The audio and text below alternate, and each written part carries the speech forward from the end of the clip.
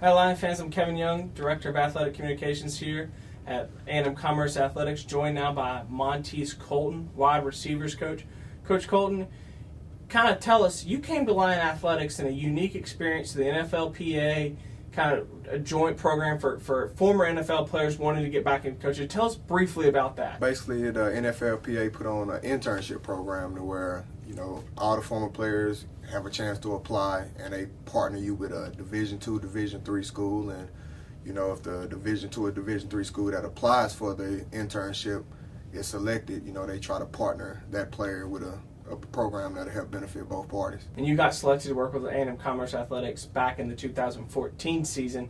At the time, Coach Carthel gave you the Sam linebackers. This year, brought you back over the offensive side where you're familiar with after playing with, I believe it was the Colts. But tell us about the last 2 years with Lion football and how that kind of helped you transition and grow as a coach. Oh, man, it was amazing starting out, my collegiate coaching career on defense, because I've been an offensive-minded guy for so long. That's all I knew.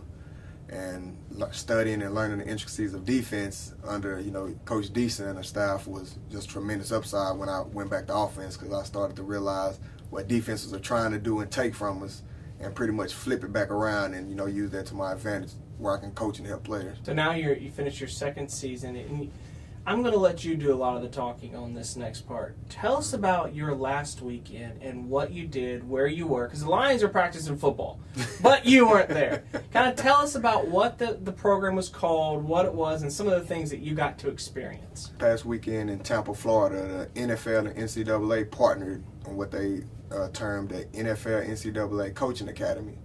And it's for NCAA coaches, NFL former players, and mostly anyone who wanted to apply for it. Just get together and. But that's a select group, though. It's not anybody can get into it. So how did you get into it? Basically, I was brought in through the NFL side, and a lot of people apply, and basically you submit all your information, and it's a pretty good thing, because it's not like that anybody can just show up at the door and knock and get in, but it makes you feel like you're working toward common goals.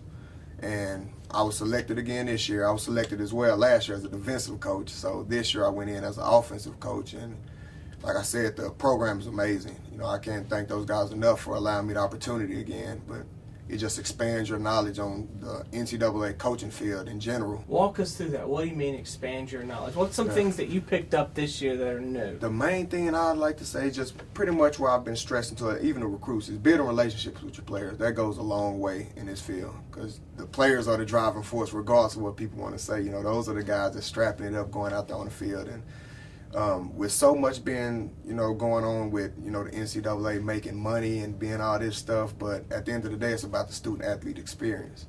And so just seeing that not just at the Division II level, but all levels, suffer from the same things, and that's student-athlete well-being. And that's the huge, one of the biggest things that we discussed over the weekend that really stuck to me and what I brought back. So what are some things you're going to bring back from that you plan to implement with Lion football and Lion athletics? Just trying to, build a relationship with these guys to make them want to do everything, just not because I say it, because they should want to strive for, excellence, so to speak. And that's in the classroom, in the weight room, on the football field, in life in general.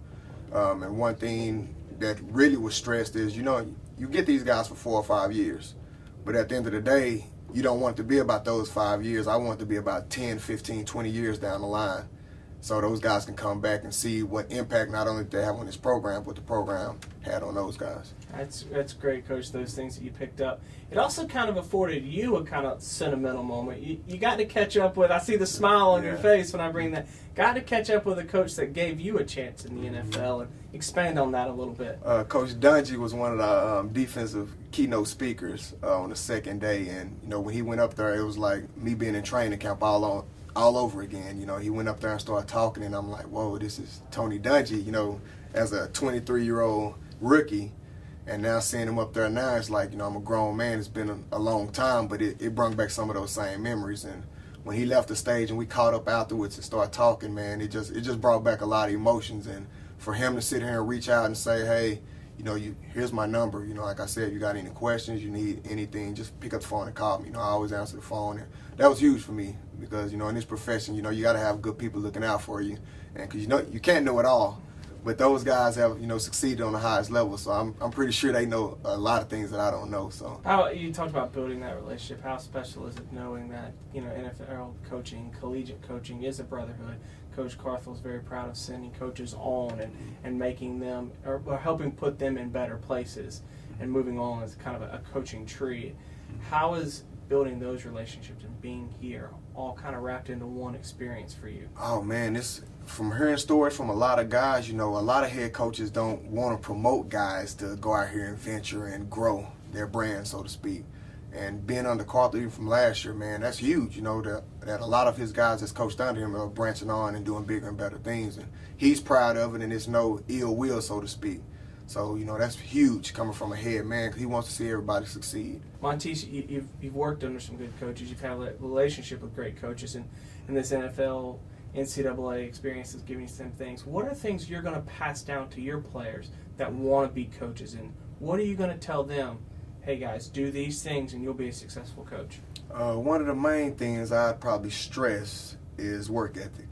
A lot of players think that, people just show up on Sundays in the NFL and play football, but it starts when you're younger, and especially now on the collegiate level. You can't, it's rough on anybody. You're having to go to class, you're having to do this, you have to do that, and then you still have to perform at a high level on the football field. But I think work ethic, will take them to that next level, and players don't realize coaches actually work a little harder than they do, contrary to popular belief.